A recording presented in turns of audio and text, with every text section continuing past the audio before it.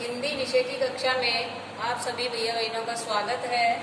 आज हम पाठ 2 का अध्ययन करेंगे, लाख की चूड़ी। इसमें प्रकरण आपका रहेगा जो कि आपके पाठ पेज नंबर 5 से 7 तक है। सारे गांव में मोच न आ जाए, यहाँ तक का पैराग्राफ को हम पढ़ेंगे, पेज नंबर 5 से 7 तक का। ये जो पाठ है इसके लेखक हैं कांतानाथ। लेखक कांतानाथ जी जो हैं वो अपने मामा के यहाँ जाया करते थे और मामा के यहाँ जाने का उसको बड़ा चाव लगता था। और उसका भी एक कारण था कि वहाँ जो एक बदलू काका नाम का जो व्यक्ति था वो मनिहार था। मनिहार होता है चूड़ियाँ जो बनाने वाला होता है, चूड़ी पहनाने वाला जो होता है, यानी कि जिसको हम लखेरा भी बोलते हैं, वो वहाँ पर उसके पास वो अधिकतर जाया करता था। और इसीलिए उसको इतनी तीव्र इच्छा होती थी मामा के जाने की कि वो गोल गोल जो लाख की गोलियां थी उनको गोली बना बना करके वो लेखक कांतानाथ जी को दे दिया करते थे। लेखक जब बचपन में छोटा था तो उसको वो गोलियां बड़ी पसंद थी और इसीलिए वो बचपन में मामा के यहाँ जाया करते थे। बाल्यकाल का ही इन्होंने यहाँ इस कहानी में विवरण दिया है। लाख की जो चूड़ियाँ पाठ है इसमें लाख की चूड़ियां बना करके बेचने का कार्य बदलू काका करता था। और लाख की चूड़ियों का प्रचलन उस समय बहुत अधिक भी था, लेकिन धीरे धीरे समय परिवर्तन के साथ साथ लाख की चूड़ियों की कद्र कम होती गई और कांच की चूड़ियां मार्केट में आने लग गई। इससे बदलू काका भी बड़ा व्यथित था। उसी के ऊपर ये पाठ है, पूरा पाठ, जो कि आज जो मशीनी युग है उसमें किस प्रकार से हमारे देश की में बेरोजगारी भी बढ़ रही है। मशीनी युग ने कितने ही हाथों को काट दिया, अर्थात बेरोजगारी को बढ़ा दिया है। आज बदलू जो था वो नई नई तरह की चूड़ियां बनाता था, रंग बिरंगे रंग करके अपनी चूड़ियों में। और वैसे तो उसको मामा के गांव जाने के, मामा का जो गांव था उसके कारण बदलू काका से बदलू मामा कहना चाहिए था, लेकिन लेखक कांतानाथ जी बदलू काका कहा करते थे, न कि बदलू मामा, क्योंकि गांव के सारे बच्चे उसको बदलू काका कहकर बुलाते थे और लेखक भी बचपन में उन्हीं बच्चों के साथ साथ उसको बदलू काका कह करके बुलाते थे। गांव के सभी बच्चे उसे बदलू काका कहते थे। बदलू का मकान कुछ ऊंचे पर बना था। मकान के सामने बड़ा सा सहन था। सहन यानी आंगन, सहन होता है आंगन। जो मकान के आगे का आंगन था उसमें एक नीम का वृक्ष था। उसके नीचे वो अपना एक मचिया डाल करके, छोटा मचिया जिसको कहते हैं कि छोटी खाट के टाइप में होती है, लेकिन पीड़ा जिसको बोलते हैं, पीड़ा या पीढ़ी, उस पर बैठ करके वो लाख की चूड़ियाँ बनाया करता था। सुंदर सुंदर लाख की चूड़ियाँ बनाता वो। और वहीं उसकी भट्टी वगैरह जो थी उसके सामान रखे रहते थे। लेखक जब भी जाता मामा के गांव तो वहाँ बदलू काका से जरूर मिल करके आता था। लेखक अपनी चूड़ियों के ऊपर विभिन्न प्रकार के रंग करता। बदलू मनिहार था। मनिहार होता है चूड़ियाँ पहनाने वाला। ये उसका पैतृक पेशा भी था, यानी कि उसके पूर्वजों की या पुश्तैनी रूप में उसको ये धंधा मिला था, क्योंकि लखेरे का काम चूड़ियाँ बनाने का ही होता है। मनिहार था वो, इसलिए उस गांव में सभी स्त्रियां उसकी बनाई हुई चूड़ियाँ ही पहनती थी। आसपास के गांव के लोग भी उससे चूड़ियाँ ले जाते थे, परंतु वह कभी भी चूड़ियों को पैसों से न बेचता था, यानी कि वो पैसों से कभी भी नहीं बेचता था। उसका अभी तक वस्तु विनिमय का तरीका था। वस्तु विनिमय क्या होती है? वस्तु विनिमय होती है पैसों से न खरीदकर एक वस्तु के बदले दूसरी वस्तु लेना।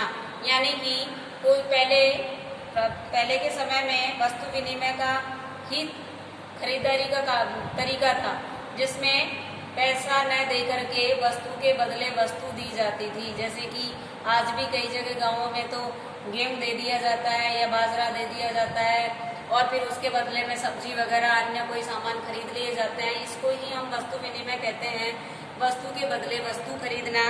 तो वहाँ उसका भी यही तरीका था। अनाज के बदले उससे लोग चूड़ियाँ ले जाते थे। बदलू स्वभाव से बहुत सीधा था। मैं लेखक कहता है कि उसने कभी बदलू काका को किसी से झगड़ते हुए नहीं देखा। शादी विवाह के अवसरों पर वह अवश्य जिद पकड़ता था, क्योंकि ये तो उसका अधिकार भी था।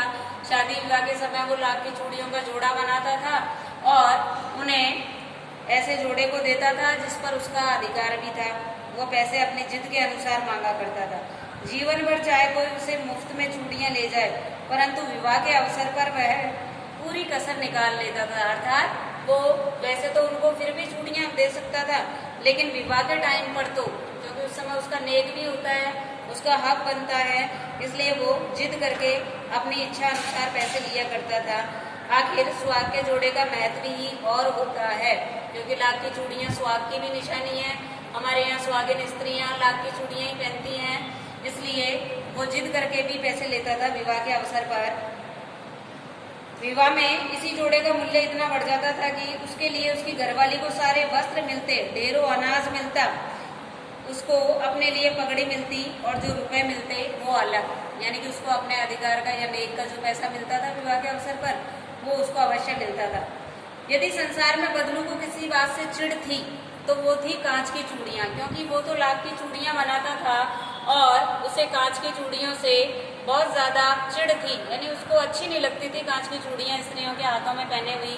लाख की चूड़ियां सुहाग का प्रतीक है और वो चूड़ियां उसे अच्छी लगती थी कि सभी लाख की चूड़ियां पहने। कुछ कुछ स्त्रियां कांच की चूड़ियां भी पहना करती थी, लेकिन बदलू काका को वो पसंद नहीं थी, इसलिए उसको इस बात पर बड़ा गुस्सा होता था। यदि किसी भी स्त्री के हाथों में से कांच की चूड़ियां दिख जाती तो वह अंदर ही अंदर पुड़ उठता था। पुड़ना यानी चिढ़ जाता था, और कभी कभी तो दो चार बातें भी उन स्त्रियों को सुना देता था कि ये कोई पहनने की हैं चूड़ियां कांच की, लाख की चूड़ियां पहननी चाहिए। और लेखक कहता है कि लेखक से तो वो बदलू काका घंटों बातें किया करता था। कभी उसकी पढ़ाई के बारे में पूछता, कभी घर के बारे में, और कभी यूं ही शहर के जीवन के बारे में। यानी लेखक से वो काफ़ी समय तक बातें करता था, लंबे समय तक, और उससे उसकी पढ़ाई के बारे में, जीवन, शहर का जो जीवन है उसके बारे में घंटों चर्चा किया करते थे, उसके घर परिवार के बारे में। तब लेखक उससे कहता कि शहर में सब कांच की चूड़ियां पहनते हैं, तो बदलू काका कहते थे कि शहर की बात और है लला, यानी कि लेखक से बदलू काका लला कह करके पुकारते थे, उसको लला के नाम से संबोधित करते थे। वहाँ तो सभी कुछ होता है, कहाँ पर? शहर में। शहर में तो सब कुछ होता है कि स्त्रियां जो हैं कांच की चूड़ियां भी पहनती हैं। वहाँ तो औरतें अपने मर्द यानी अपने पति के साथ हाथ पकड़कर सड़कों पर घूमती भी हैं, जबकि गांव में ऐसा माहौल नहीं होता है, शहर में तो ऐसा ही होता है। और फिर उनकी कलाइयाँ नाजुक होती हैं, अर्थात उनकी जो कलाइयाँ होती हैं, चूड़ियाँ पहनने का जो स्थान होता है वो बड़े नाजुक हाथ होते हैं। लाख की चूड़ियाँ पहने तो मोच न आ जाए, अर्थात लाख की चूड़ियाँ पहनने से वो उनको भारी लगेंगी और कहीं उनके हाथों में मोच न आ जाए, ऐसा कह करके बदलू काका लेखक की बात का उत्तर देता है कि वो तो कांच की चूड़ियाँ ही पहनना पसंद करती हैं, क्योंकि उनकी नाजुक कलाइयाँ होती हैं।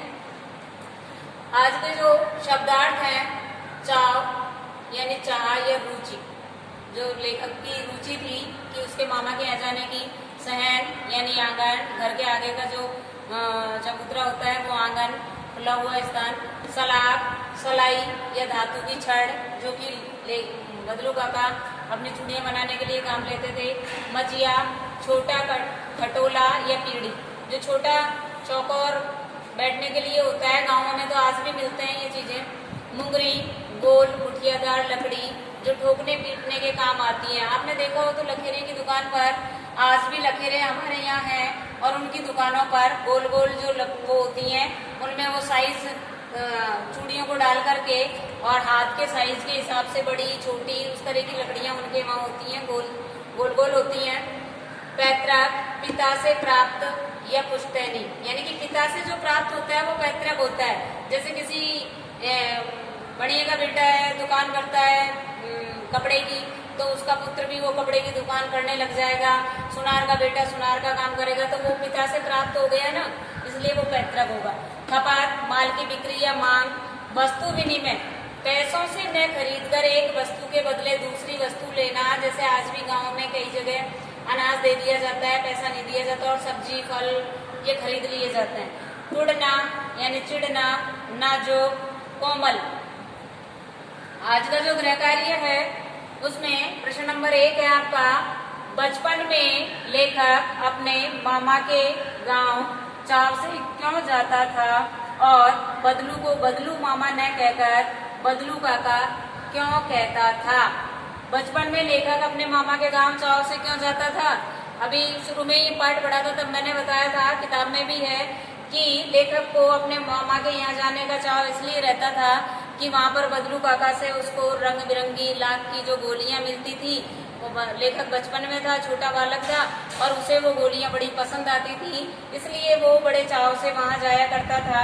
और बदलू को बदलू मामा न कहकर बदलू काका इसलिए कहता था क्योंकि उस गांव के सारे बच्चे बदलू काका कहा करते थे और लेखक भी छोटा था, इसलिए बच्चों के साथ साथ वो भी मामा न कहकर काका कहा करता था। प्रश्न नंबर 2 है आपका, वस्तु विनिमय क्या है, विनिमय की प्रचलित पद्धति क्या है। वस्तु विनिमय शब्दार्थ में भी है और पाठ में भी आया है। वस्तु विनिमय क्या है। वस्तु विनिमय होता है किसी वस्तु के बदले वस्तु देकर किसी भी वस्तु को खरीदना, अर्थात वस्तु के बदले पैसा न देना, वस्तु के बदले वस्तु देना, अनाज के बदले फल सब्जियां खरीद लेना या कोई अन्य सामग्री खरीद लेना, वो वस्तु विनिमय होता है। और विनिमय की जो प्रचलित पद्धति है, अर्थात वर्तमान में विनिमय क्या है हमारा, तो आज तो हम पैसे के बदले ही वस्तु खरीदते हैं। कहीं कहीं अपवाद स्वरूप कहीं गांवों में आज भी अनाज दे देते हैं, वरना तो मार्केट में तो सारा काम उसी से होता है, पैसे से ही लेन देन होता है। क्वेश्चन नंबर 3 है आपका, बदलू लेखक को क्या कहकर पुकारता था। बदलू यानी बदलू काका जो थे वो लेखक कांतानाथ जी को क्या कहकर के पुकारते थे। जब वो बचपन में अपने मामा के यहाँ जाते थे तो वो उसको क्या कहते थे, लला कहकर के पुकारते थे। प्रश्न नंबर 4 है, बदलू तैयार चूड़ी के जोड़े को किस प्रकार देखता था। बदलू जो अपनी चूड़ियां तैयार करता था, लाख की जो चूड़ियां, उनको तैयार करने के बाद उस जोड़े को किस प्रकार से देखता था, तो वो उस प्रकार से देखता था जैसे किसी नई नवेली दुल्हन का हाथ में वो जोड़ा किस प्रकार से लगेगा, यानी किसी नई नवेली दुल्हन का हाथ है और उसमें वो जोड़ा सज रहा है, इस प्रकार से वो देखता था। आज का ये गृह कार्य है और ये शब्दार्थ है, इनको अपनी गृह कार्य कॉपी में करना है और याद भी करना है, पाठ को भी पढ़ना है। जहाँ तक पेज नंबर 5 से 7 तक आपको खुद को भी पढ़ करके एक बार ध्यान कर लेना है कि मैंने जो पढ़ाया है वो इतना है।